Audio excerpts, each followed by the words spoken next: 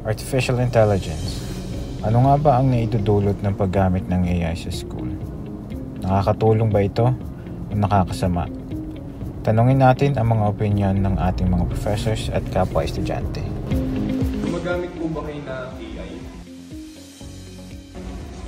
Recently lang, to be honest. And it's helpful and it's useful for me. Ano po yung mga opinion nyo tungkol sa paggamit ng mga students sa AI sa school po?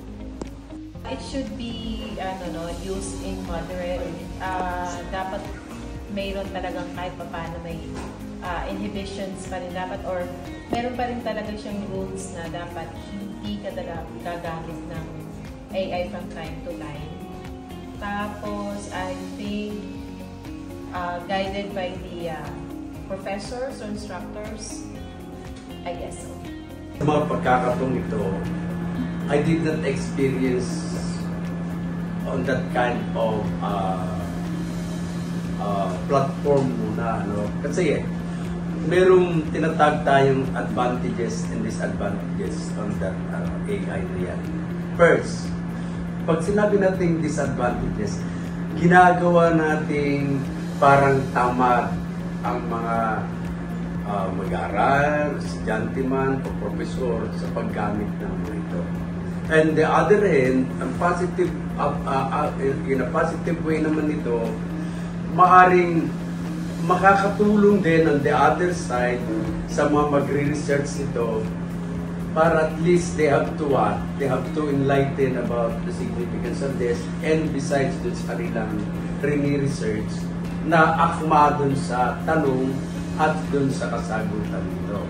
Pero para sa akin, I'm not hindi advisable para sa akin to use it. Pero when it comes to students, yung paggamit ng AI, example yung ChatGPT, wala namang problema. Makakatulong yon. Ang nagiging problema natin, ang estudyante, pag gumamit ng AI, kung ano yung ibinigay ni AI, yun na yun. Hindi na nila pinaparaphrase. Kaya madaling gumawa ng assignment kasi copy-paste lang siya. Ang pinagkaiba, AI yung ginamit. Mas mainam, gumamit ka ng ChatGPT pero i-revise mo yung thought niya. Kasi, lalo sa mga professors na kasama ko dito, kapag nagkukwentuhan kami tungkol sa examination, halatang mong ChatGPT yung ginamit. Kasi hindi niya sariling idea yon ng ChatGPT. So baga, para na lang makapasa, ay i-ChatGPT ko na. Kumbaga. Okay lang naman yung AI. Walang problema. Makakatulong sa atin yan. Ang problema, yung paggamit, doon tayo nagkakaroon ng malaking problema. Para sa inyo po, paano maisasama, integrate ng maayos ang AI sa ating school system para makatulong imbis na makahadlang ito sa learning ng mga students?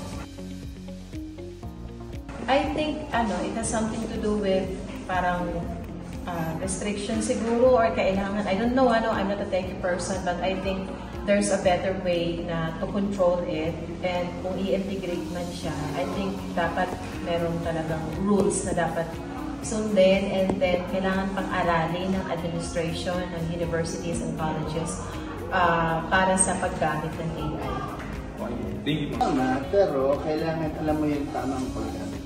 Sabi ko nga kanina, lahat ng bagay ay pwedeng makatulong sa iyo, magiging beneficial siya. Depende lang yon kung paano mo siyang gagamitin. Kung gagamitin mo yan for learning, that's okay. Pero kung gagamitin mo yan para lang makapag-submit ka ng mabilisan sa subject mo, yun ang hindi mainam. Lahat ng bagay na yan ay makakatulong sa atin. Pinapadali ng AI ang trabaho natin. Pero kung hindi natin alam kung paano siyang gagamitin ng tama, magkakaroon tayo ng malaking problema. Pagdating doon. Sa halip na makatulong, sabi mo nga kanina, baka maging yan pa yung dahilan para maging tamad yung estudyante. Diba? Depende yan siguro sa paggamit nito. Sabi ko sa inyo, may pros and cons nito sa paggamit. Pero kung ang hinahanap natin makakatulong, possible din na maaaring makakatulong. So yun nga lang, we make our students lazy when it comes to give their own ideas about the research. Kung nakarely lang din naman sa AI nito, hindi nagaling sa kanilang sariling pananaw, kaisipan, kasi nga meron silang ginagamit na medium of instruction para doon sa AI. Tanungin naman natin ang ating mga kapwa estudyante. Gumagamit po ba kayo ng AI para sa school? Natututunan niyo po ba yung lessons pag gumamit kayo ng AI kaysa sa walang AI? Sa modern world natin ngayon, talagang AI na yung pinaka-useful na tool ng mga estudyante. Ngayon, nasa sayo bilang estudyante kung paano mo siya gagamitin. Kung pwede mong pag-aralan yung binibigay na information ng AI sa'yo, o tapos i-compare mo doon sa lesson nyo para magamit mo siya ng may benefit sa'yo. Ginagamit ko po yung AI kapag kailangan ko po ng guide. Pero opo. Magamit ako ng AI, kailangan alam ko pa rin yung lesson or yung pinag-aaralan namin para mautusan ko siya ng mas, yung makukuha ko yung tamang sagot or yung format na dapat nandun sa loob ng kailangan kong gawin. Tingin niyo po ba, cheating ang paggamit ng AI? Depende po sa paggamit ng AI. Kapag ginagamit niyo po siya ng tama, mas okay po siya. Para sa akin, cheating siya kung gagamitin mo siya during exam or meron kang paggagamitan tulad nga ng exam. Kunwari, ayan na yung exam, pinicturean mo or kinapi mo lahat ng questions, then nilagay mo dun para makuha yung sagot. Pero kung gagamitin mo siya in good way para gumawa ng papers, okay lang. Hindi na cheating ang paggamit ng AI. AI sa reference na ng mga estudyante ngayon.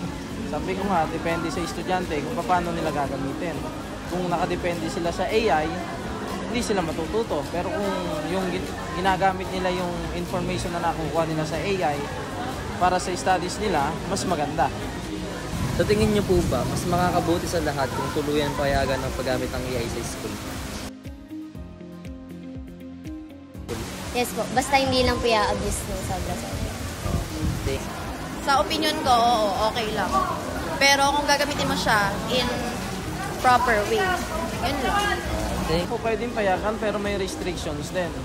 O disiplina rin ng estudyante ang kailangan para mas maging beneficial at hindi lumabas na parang nangungonsinti lang yung school sa pagpapagamit ng AI sa estudyante. Ang paggamit ng AI ay malaking tulong.